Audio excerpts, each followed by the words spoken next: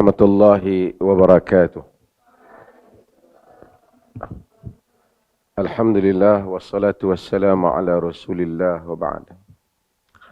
أولا أنا أود أن أشكر على ما قدم فضيلة الشيخ فضل الرحمن كمال من المدح وغير ذلك، وإن أرى أنا لا أستحق، ولكن أنا أظن هذا من باب الظن الخير بي منه. فاللهم لا تؤاخذني بما يقولون واغفر لي ما لا يعلمون واجعلني خيرا مما يظنون. فأشكركم وأشكركم جميعكم لهذا الدعوة إلى هذا المركز المبارك.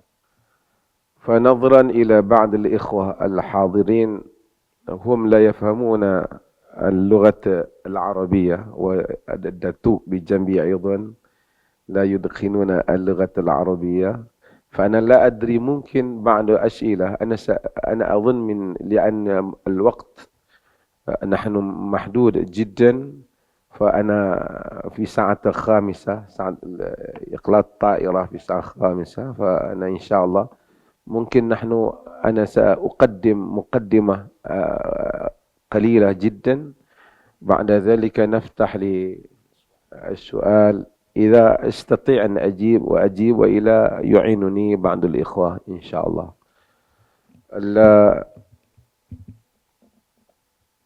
أنا لا أدري هل أنتم تفضلن أن أتكلم باللغة العربية أم باللغة الإندونيسية؟ أنا سأتكلم باللغة الملايوية، وإن كان هناك بعض العبارات غير واضحة فنبهني، يعني نبهني حتى إن شاء الله. والإخوة من إندونيسيا إن شاء الله من إندونيسيا سيأتينا بعبارة أخرى أوضح. طيب, terima kasih banyak. Saya akan buka sikit saja, kemudian kita mungkin boleh ada sesi perbincangan. Pertamanya, saya ambil kesempatan ini untuk mengingatkan kita dengan hadis yang diriwayatkan oleh Muadz bin Jabal, yang diriwayatkan oleh Imam Malik dalam Muwatta, diriwayatkan juga oleh Imam Ahmad dalam Musnad, di mana beliau menyebut dia mendengar Nabi SAW menyatakan, Allah berfirman, wajabat mahabbati lil mutahabbina fi wal mutajalisina fi wal mutazawirina fi wal mutabadhilina fi. Wajib, Allah berfirman dalam hadis qudsi, wajib mahabbati, cintaku, lil mutahabbina fiyya, kepada orang yang kasihan. Sini mah, sayang menyayangi, cinta mencintai, keranaku, yakni kerana Allah. Wal mutajalisina fiyya, orang yang duduk di dalam majlis ataupun berjumpa, yakni duduk, ya, mudah-mudahan majlis-majlis yang kita hadir kerana Allah. Majlis itu tujuannya kerana Allah. Wal mutazawirina fiyya, yang ziarah menziarahi. Sini ziarah juga. Kunjung mengunjungi. Kerana ku, yakni kerana Allah. Wal mutabadhilina fi, yakni orang yang telah berusaha tolong menolong, bantu membantu, membelanjakan harta kerana Allah Subhanahu wa taala. Mudah-mudahan kita termasuk di dalam hadis ini. Mudah-mudahan insya-Allah. Yang keduanya ialah hadis yang diriwayatkan oleh Imam Muslim yang kebanyakan kita menghafalnya. Al-arwahu junudun mujannadah. Ma ta'arafu minha iktalaf. Wa ma tanakaru minha ikhtalaf. Ruh adalah al-arwah ini bagaikan tentera yang telah diatur, disusun. Apa yang ruh kita kenal, biasa, dia akan menyebabkan kita iktalaf, hampir dekat. Apa yang ruh kita tak kenal, ikhtalaf, menyebabkan kita berbeza. Yang berbeza itu bukan pakaiannya, rupanya, ruh yang ada di dalam diri kita. Sebab itu orang mukmin itu senang dengan orang mukmin. Demikian sebaliknya. Mudah-mudahan Allah merahmati kita, menjadikan ruh kita ruh orang mukmin. Al-Imam Ibn Qayyim Al-Jauziyah dalam kitabnya Ar-Ruh yang menimbulkan banyak juga kontroversi dan perdebatan tentang kitab itu. Tetapi saya membacanya sangat bermakna dalam memahami penciptaan ruh dan bagaimana dijadikan diri manusia itu hampir antara satu sama lain disebabkan ruhnya. Disebabkan ruhnya. Mukadimah saya ringkas saja. Mudah-mudahan Allah menghubungkan ukhuwah antara kita walaupun berbeza negara dan meneruskan hubungan yang baik bekerjasama karenanya.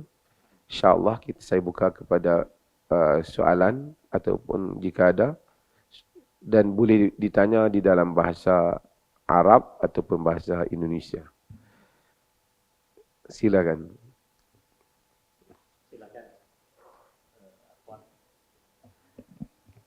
Ya, bebas bertanya tentang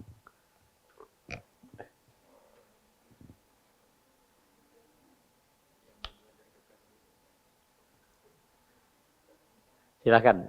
Pertanyaannya bebas pakai bahasa Indonesia. Silakan. Silakan. Langsung saja.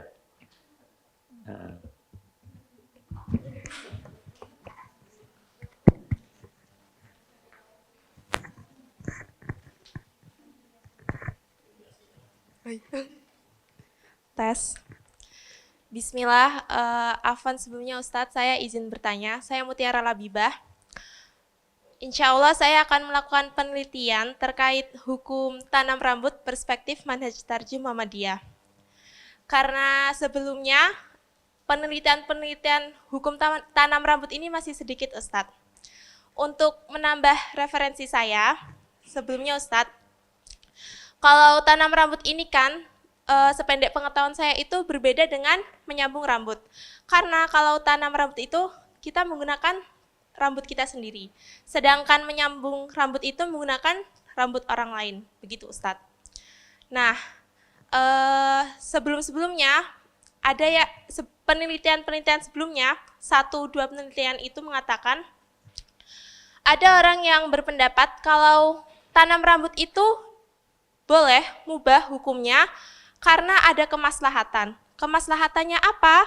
Kemaslahatannya itu untuk mengobati kebotakan.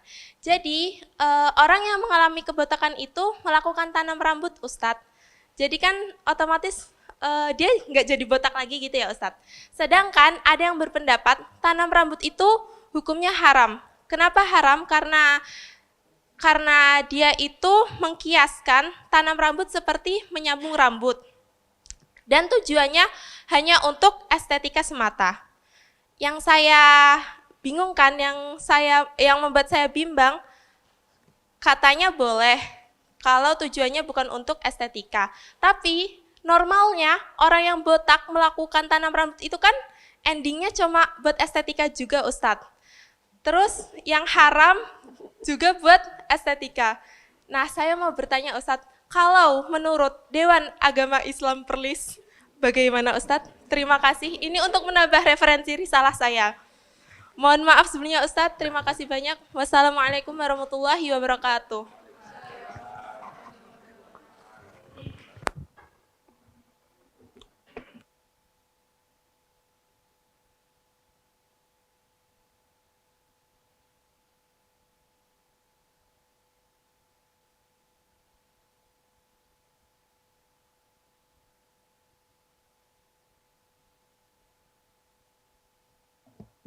Ada.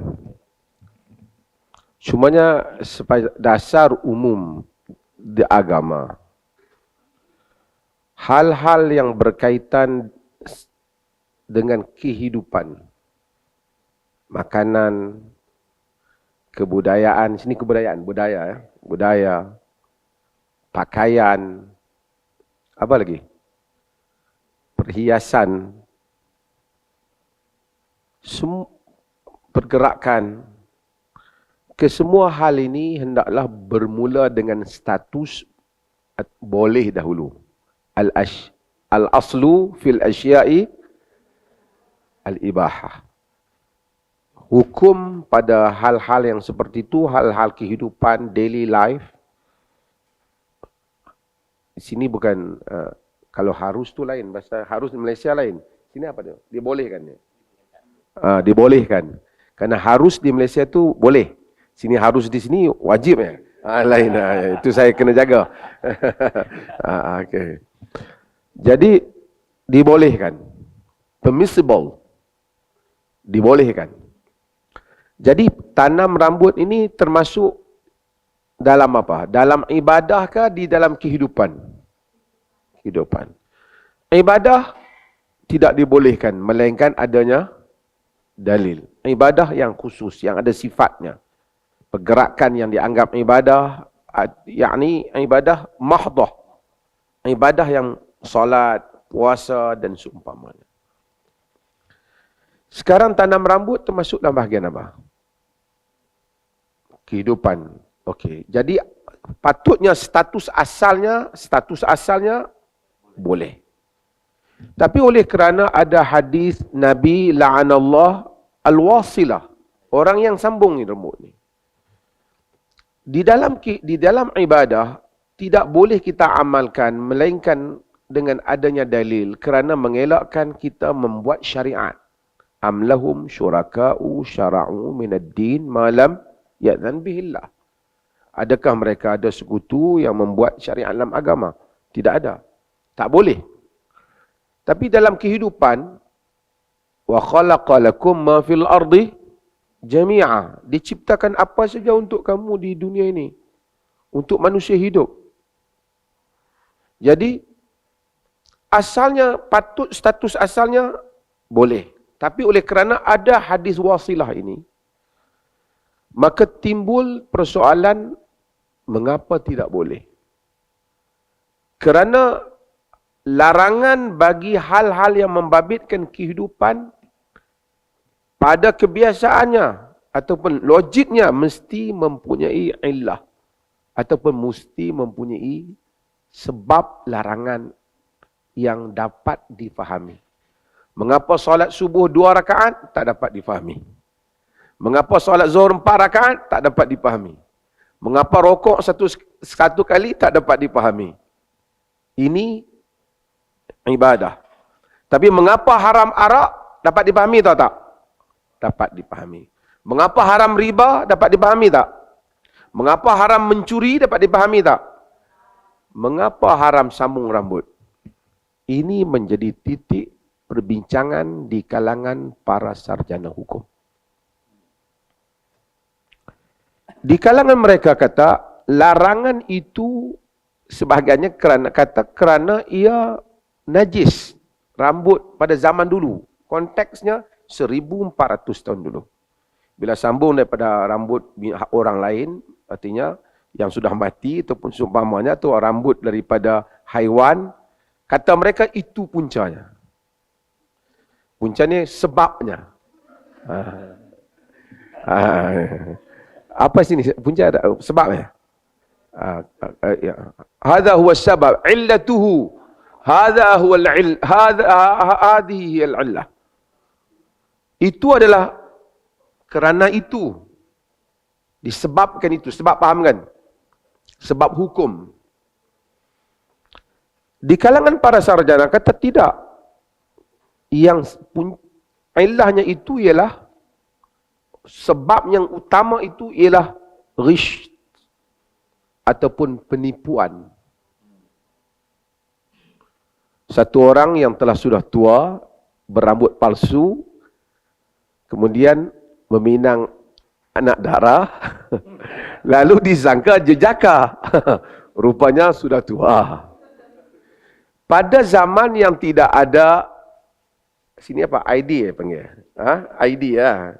Tidak boleh dilihat berapa umur Pak Ustaz kita ini. Ingatnya 40, rupanya 65. Kalau tahu 65 mungkin dia tak terima. Tapi dah lihat rambutnya hitam aja. Kemas saja. Kemas ini, kemas ini apa? Rapi. Rapi aja. Murattab. Ana sa'utarjim kullul kalimah ghair mafhumah bil Arabiyah. Jadi rapi, tengok rapi mungkin. Jadi itu sebabnya. Maka kalau rambut itu dipakai tapi tidak menyebabkan hal itu, mereka kata tidak timbul. Sebab itu sebahagian di kalangan fuqaha kata kalau rambut haiwan yang sekejap, yang diketahui jelas, nampak bukan apa, ataupun dia daripada sekarang daripada material plastik yang saya lihat, saya sudah tahu ini bukan rambut dia. Mereka memberikan pengecualian hukum itu. Cumanya sebelum saya pergi pada tanam rambut, melainkan kalau hal itu bila dia pakai, dia jadi syuhrah. Syuhrah maksudnya lain pada orang lain, memberikan tanish, memburukkan image kita. Apa pakai macam itu? Menjatuhkan maruah. Mukhillu bil muru'ah. Mencederai maruah itu. Okey. Jadi itu isu rambut dulu. Maka sebagian mereka menyebut jika rambut itu tidak menipu. Tahu. Dia pakai umpamanya, ini kalau dengar rakaman ini, recording, suami kata isteri, pakailah rambut nampak sedikit macam dengan Mak Saleh ataupun dengan orang sini panggil Mak Saleh juga. Nampak sikit dah macam dengan orang blonde itu, macam blonde girl, kan, macam orang putih kata. Dia pakai Mak Saleh, orang Melayu cakap. So dia suka isteri dia pakai for him, untuk dirinya, di rumahnya. Boleh ataupun tak? Adakah masuk dalam sambungan rambut itu? Tak termasuk. Mungkin suami nak isteri kelihatan seperti orang Arab ke ataupun India ke. Ya, boleh aja. Adakah termasuk dalam hadis larangan Muslim itu? Tak termasuk. Kerana jelas, tidak ada siapa yang ditipu ya. Suaminya pun tahu. Tapi kalau dia pakai, suami, oh aku sangka kau ada rambut, rupanya kau botak.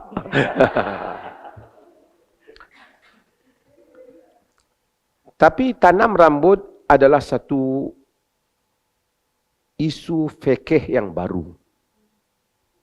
Yang tidak ada pada zaman dahulu. Jadi timbul persoalan rambut yang dicabut dan berbagai lagi perbincangan.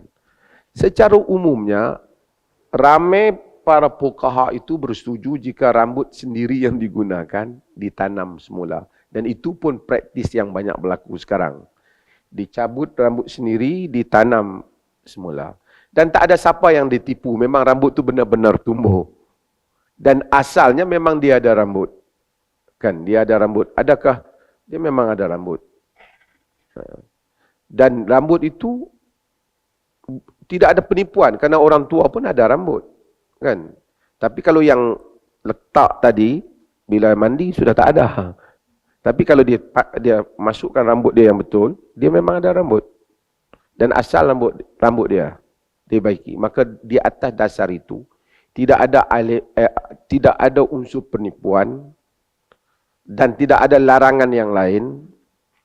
Maka saya secara pribadi masih berpendapat kaul yang menyatakan boleh itu mempunyai itu lebih kukuh. Kerana asalnya tadi boleh. Siapa yang nak mengharamkan, dia yang mesti mendatangkan dalil. Tidak seperti ibadah. Dia tak boleh. Siapa yang nak membolehkan, mesti mendatangkan dalil.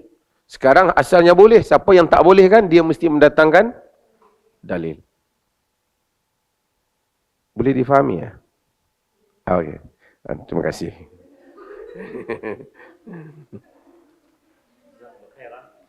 Saya tak tahu Muhammadiyah apa tarjihnya. Saya tak tahu. Jika berbeda, mohon maaf ya. Ini Muhammadiyah. Sudah Saya dibahas Mas Amir?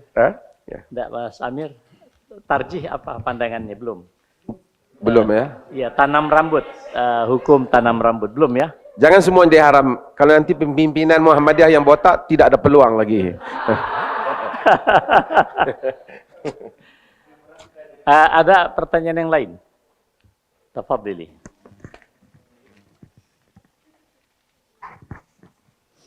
Cek. Bismillahirrahmanirrahim. Assalamualaikum warahmatullahi wabarakatuh. Perkenalkan Ustadz, Ana Putri Syifaun Nurani. Izin bertanya, saya memiliki 2 pertanyaan Ustadz. Yang pertama yang ingin saya tanyakan adalah bagaimana strategi dakwah yang biasa dilakukan oleh Perlis, kemudian kalangan mana yang menjadi tujuan utamanya? Apakah kalangan remaja terlebih dahulu atau kalangan yang lebih tua terlebih dahulu atau bagaimana? Begitu Ustaz. Kemudian yang kedua ialah saya ingin menanyakan tentang apakah ada peluang beasiswa untuk master atau S2 di Perlis Ustaz. Demikian, jazakallah khairan katsiran. Wassalamualaikum warahmatullahi wabarakatuh.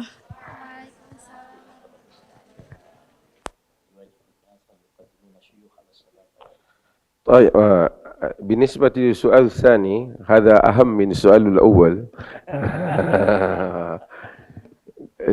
Pada soalan yang kedua itu insya-Allah ada. Boleh pohon. Sekarang pun baru saya ada kemasukan pelajar yang baru ramai sekali daripada Indonesia. Dari sini pun boleh. Untuk sambung S2 pun boleh, insya-Allah. Boleh juga sambung terus ke KUIPS ataupun ke UMAM juga di Perlis.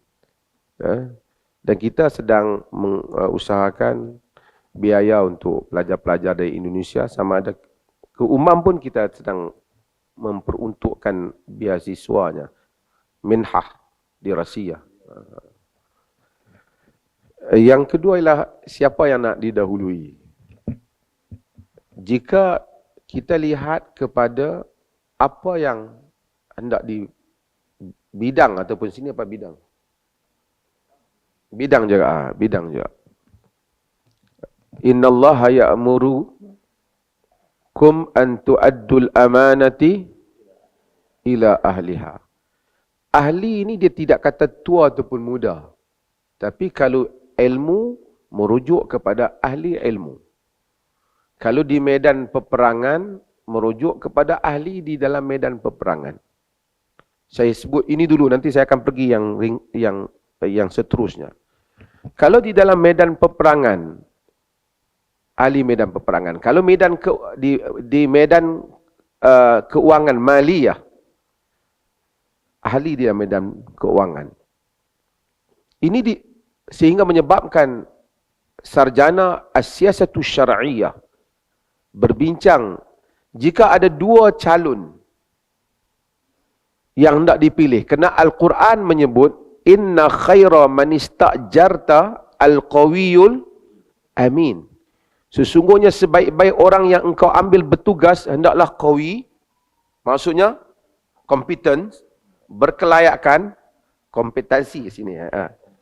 Kompetensi, kompeten, competence, yakni berkelayakan, dan amin, amanah, seorang yang boleh dipercayai.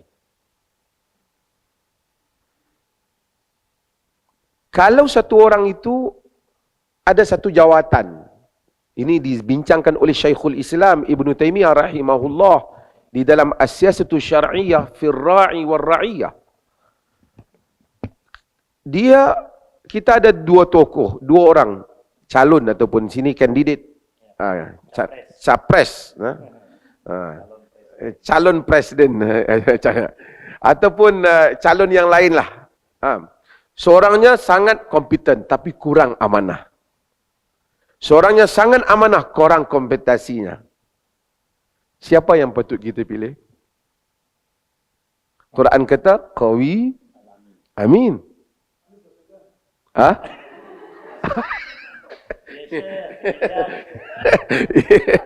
Ini kempen pemilu ini.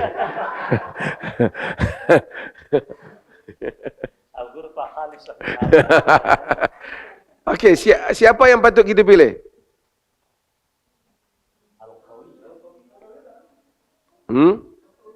Al-Qawi. Tapi kurang amin, kurang amanah. Satu Qawi, kurang kuat, berkeupayaan, berkebolehan, ada skill, kurang amanah. Satu ada sangat amanah, kurang skill, kurang kompetensi. Sarjana Islam sejak dahulu, bermula pada zaman Imam Ahmad bin Hanbal, membicarakan hal ini. Kata mereka hendaklah dilihat kepada jawatan apa yang hendak diberikan. Jika jawatan itu menuntut supaya kekuatan menjadi ukuran, maka diberikan kepada yang lebih qawi dibandingkan yang amanah tadi. Umpamanya panglima di medan tempur, di medan perang. Itu kalau sangat soleh tapi tak kuat, tak boleh. Dia mesti walaupun kuat, kadang-kadang mungkin kurang soleh sikit. Itu juga jawapan mengapa Nabi terus melantik Khalid Al-Walid walaupun kadang-kala melanggar, membunuh tawanan perang. Allahumma inni abra'u ilaika mimma sana'a Khalid. Ya Allah, aku berlepas daripada apa yang Khalid lakukan. Tapi Nabi still appoint him. Sebab apa? Masih melantik Khalid. Kerana keupayaan di medan perang itu tidak ada pada orang lain yang mungkin lebih amanah daripada dia. Bukan Khalid itu khianat, tidak. Tetapi maksudnya quality. Juga itu mengapa Umar bin Khattab tidak memecat Muawiyah bin Abi Sufyan yang menjadi gubernur di Syam. Gubernur ni apa di sini panggil? Gubernur lah. Gubernur. Gubernur. Amir, wali Syam. Kenapa? Walaupun Umar marah pada dia. Semasa Umar menjadi Amirul Mukminin, ketika menziarah itu berkunjung ke Syam, Muawiyah ketika itu gubernurnya ngikut Umar. Dia berjalan sampai kepenatan itu, keletihan, capek dia. Letih, capek. Kata Abdul Rahman bin Auf, at'amta rajul ya Amirul Mukminin. Kau telah menyebabkan dia capek. Ya. Umar turun, ambil kasut, baling dia. Dia gubernur. Siapa yang lantik? Umar. Kata Umar, aku mendengar banyak. Engkau ada bodyguard, engkau ada sekretar, susah rakyat mau jumpa. Muawiyah bagi alasan. Kenapa? Kata Umar, setiap kali aku kata, kau mesti ada jawapan. Tapi dia still appoint Muawiyah. Because dia punya keupayaan itu tidak ada. Ada sahabat lain yang lebih saleh, yang wara', tapi tidak dilantik. Kerana soal pemerintahan ada seninya. Juga pentadbiran. Nabi kata, An-nasu. Ini dalam hadis yang diriwayatkan oleh Al-Imam Al-Bukhari. An-nasu kama'adin al-zahabi wal-fiddah. Khiyaruhum fil jahiliyah. Khiyaruhum fil islami idha faqahu aw faqihu. Manusia itu seperti dengan galian. Galian ya sini ya. Yang terpilih semasa jahiliyah, terpilih juga masa Islam. Maksudnya kalau dia memang ada kualiti semasa dia jahiliyah, dia masuk Islam, dia tidak dibuang. Sebab itu perwira-perwira jahiliyah dilantik di medan perang ketika masuk Islam. Yang terpilih semasa jahiliyah, terpilih juga semasa Islam dengan syarat dia faham. Dengan syarat dia faham. Maka Amr bin As, walaupun baru masuk Islam, Nabi lantik dia menjadi ketua kepada pasukan tentera. Nabi tidak melihat pada seniority, tapi melihat pada quality, kompetensi. Walaupun mungkin akan ada sikit masalah kesalehan. Tetapi, kalau nak berikan jawatan kepada orang yang mau menjaga harta, apa yang lebih penting? Amanahkah? Pandai berniagakah? Amanah. Kalau setakat menjaga harta. Kalau tidak, kalau dia tak amanah, dia pandai dengan harta, ditipunya kita. Betul tak? Maka melihat kepada jawatan dan siapa yang nak diberikan. Tapi kalau ada amanah lagi, kualiti ada, amanah ada, that is the best. Kan hadha huwa al-afdal. Hadha huwa al-afdal. Balik kepada tadi, ilmu, bidang ilmu ialah memerlukan ahli ilmu. Bukan mesti tua lebih pandai daripada yang muda. Sebab itu Umar bin Khattab membawa masuk dalam majlisnya Abdullah ibn Abbas. Ibn Abbas.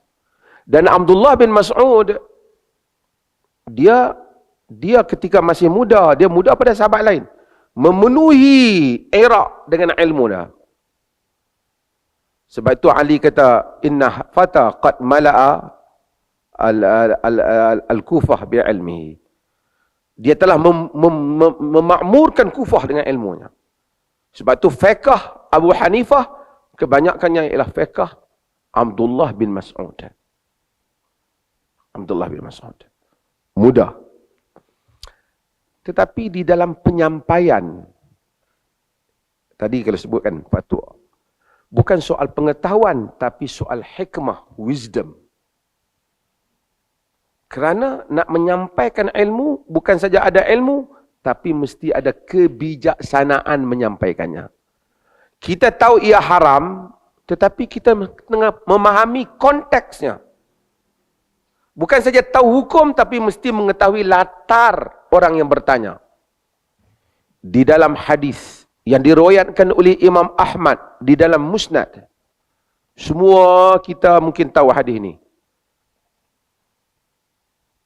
Ja'a syaikhun, seorang syekh, orang tua datang pada Nabi tanya, ya Rasulullah, uqabbilu wa ana sha'im.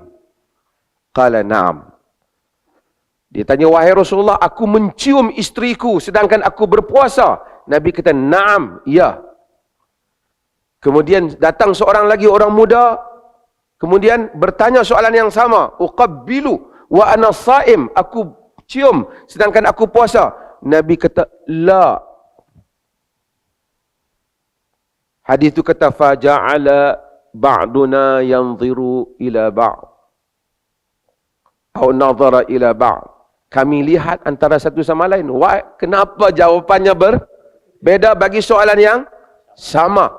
Kemudian Nabi lihat pada mereka. Nabi kata, inna syaikha yamliku nafsahu. Dalam sebagian riwayat, inna syaikha yamliku irabah. Sesungguhnya orang tua itu boleh kontrol dirinya. Maksudnya orang muda tu kalau aku bagi tahu cium, dia akan pergi lebih pada itu. Sedangkan dia berpuasa. Ini bukan soal jawapan, tapi soal memahami konteks. Memahami realiti sebelum mengeluarkan pandangan hukum.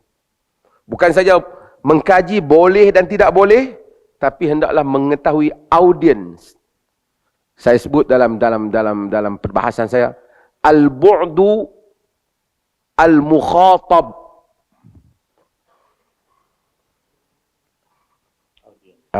Audience. From the dimension of addressee. Orang-orang yang kita hendak ungkapkan kepadanya. Apa yang dia faham? Apa realiti yang dia ada? Mungkin sebahagian hukum, saya buat contoh. Tashabbuh. Tashabbuh. Ini banyak. Lelaki menyerupai wanita. Apa hukumnya? Apa hukumnya? Haram. Kalau orang lelaki pakai skirt macam ini nih, yang dipakai ini, di Indonesia, apa hukumnya? Skirt yang dipakai oleh wanita ini, panggil apa? Rob. Apa hukum kalau ustaz-ustaz ni pakai?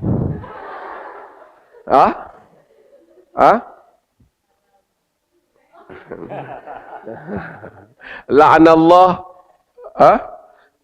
al-mutashabbiha bihi nabi bin nisa wal mutashabbiha bi rijal.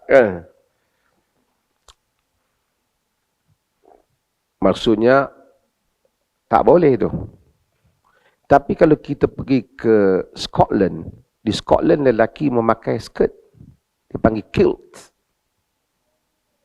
Dan dia tidak dianggap pakaian wanita. Skirt itu, skirt tahu skirt.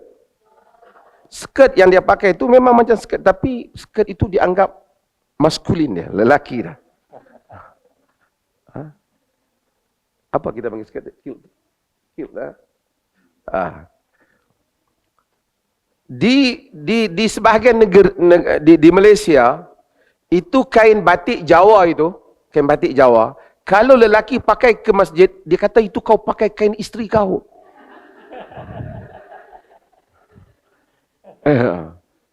Jadi hadisnya sama, tak boleh menyerupai lelaki, lelaki jangan menyerupai perempuan, perempuan jangan menyerupai lelaki. Tetapi aplikasinya berbeza kerana melihat kepada struktur ataupun dinamika sosial itu. Boleh dipahami? Jadi tadi soalannya siapa yang mau bercakap di dalam fatwa, pertama ilmu, kemudian kepada siapa dia cakap. Kalau hukum itu perlu pada anak muda, kalau ada ustaz yang lebih muda, yang lebih faham orang muda, hukumnya sama, biar dia cakap. Tapi kalau mau berbicara kepada orang tua yang memerlukan hikmahnya, mungkin orang alim juga, tapi yang lebih dewasa, yang lebih tua, ataupun yang lebih tahu bagaimana menggunakan uslub yang betul di dalam menyampaikannya.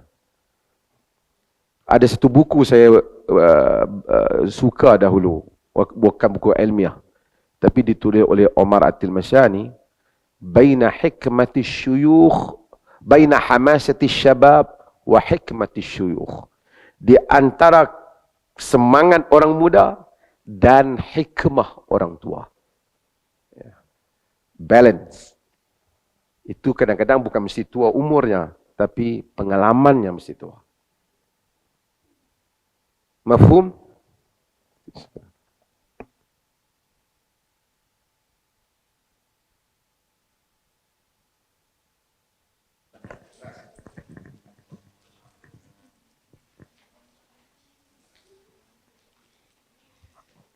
Bismillahirrahmanirrahim. Assalamualaikum warahmatullahi wabarakatuh. Sebelumnya, perkenalkan Ustadz, saya Mujahidah Saifullah. Ingin menanyakan sebenarnya mungkin sesuatu hal yang ringan-ringan saja, tapi sebagai pengantar dari pertanyaan saya, jadi dulu saya dari Riau, Ustadz Pulau Sumatera, dan SD saya itu di Riau, sekolah di Riau. Nah, di SD saya itu ada pelajaran namanya itu pelajaran Arab Melayu, Ustadz, atau disingkat biasanya Armel. Nah, itu pelajarannya dari kelas 1 sampai kelas 6. Nah, lalu yang ingin saya tanyakan, apakah pelajaran Arab Melayu itu sama dengan tujuannya sama untuk seperti untuk mempelajari budaya-budaya Malaysia, atau seperti keseharian berbicara di Malaysia, budaya-budaya di Malaysia atau yang sebagainya, atau beda. Lalu kira-kira apa tujuannya pelajaran itu, padahal jika kategorinya pelajaran itu tujuannya adalah untuk mempelajari budaya Melayu, kenapa harus dari SD kelas 1 begitu, Ustadz? Kelas 1 sampai kelas 6 begitu. Sekian, wassalamualaikum warahmatullahi wabarakatuh.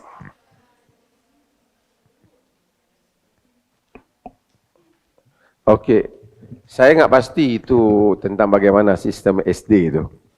Cumanya kalau ya bahasa kadang-kadang saya suka sentuh sedikit tentang bahasa. Kadang Arab, Melayu itu Melayu. Tak sama Arab dan Melayu. Cuma mungkin pendekatannya kerana untuk orang Melayu, maka dipilih perkataan-perkataannya itu lebih dekat untuk digunakan di dalam bi'ah Malayawiyah. Tadi saya dipahami oleh Pak Ustaz di sini itu Jawi ya. Tulisan Jawi ya. Tapi saya faham tadi Arab ya, belajar Arab. Oh Jawi. Oh kitabah bil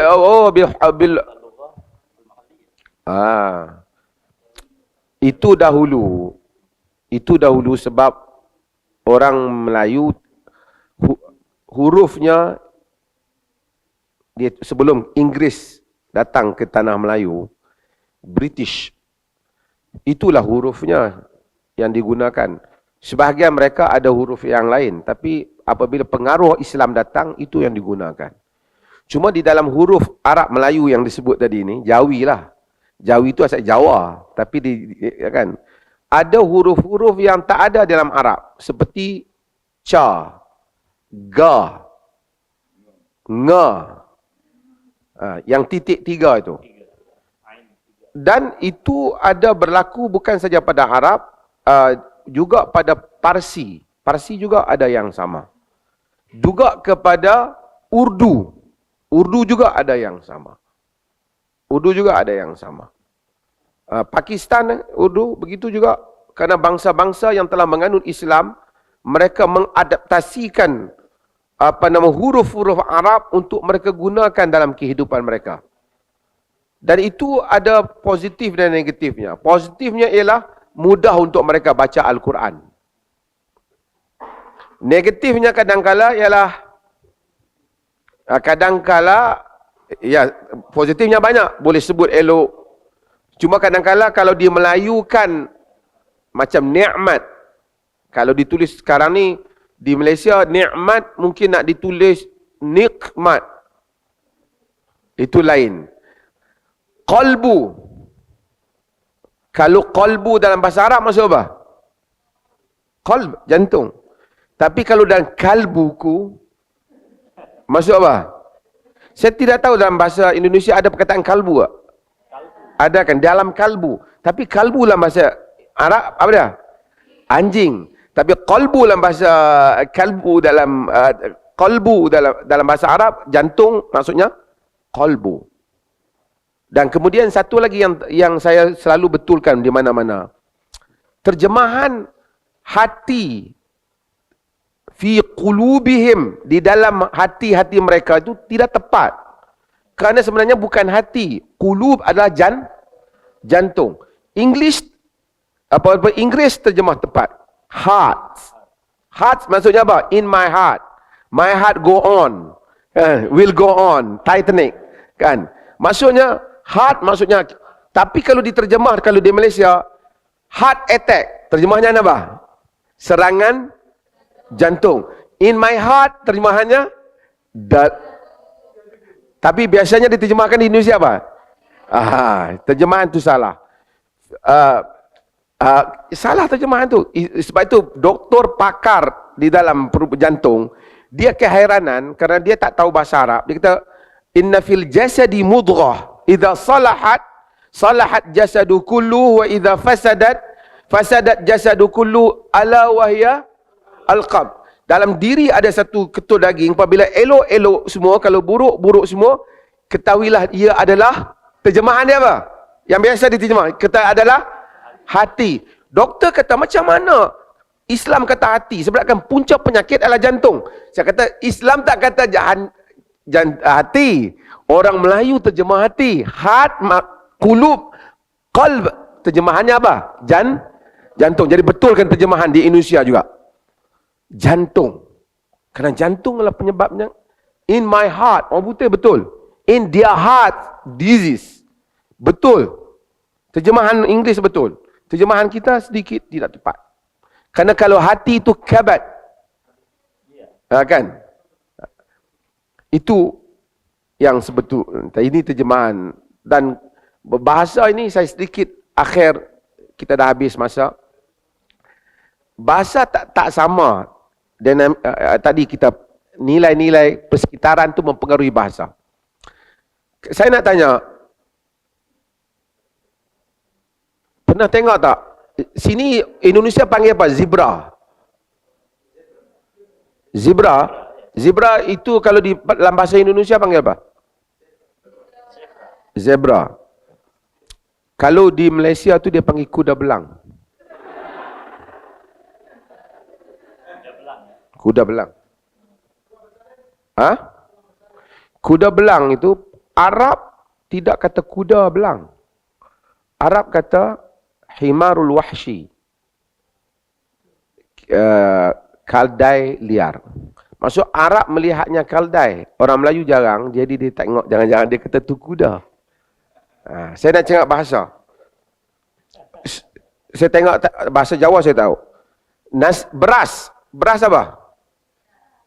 Nanti kalau kita mau makan ni nasi. Nasi itu apa? Beras yang sudah sebelum masak panggil apa?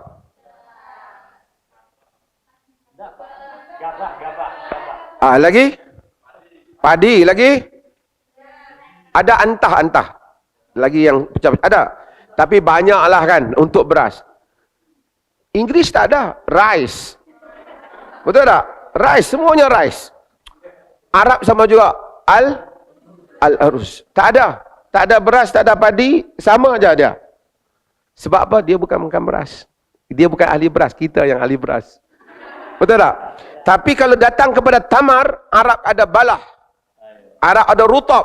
Arab ada kurma, itu Indonesia. Arab ada tamar. Banyak lagi. Kita semuanya kurma. Nanti itu kursus bahasa lain kita bincang. Terima kasih banyak. Sekian. Wassalamualaikum warahmatullahi wabarakatuh.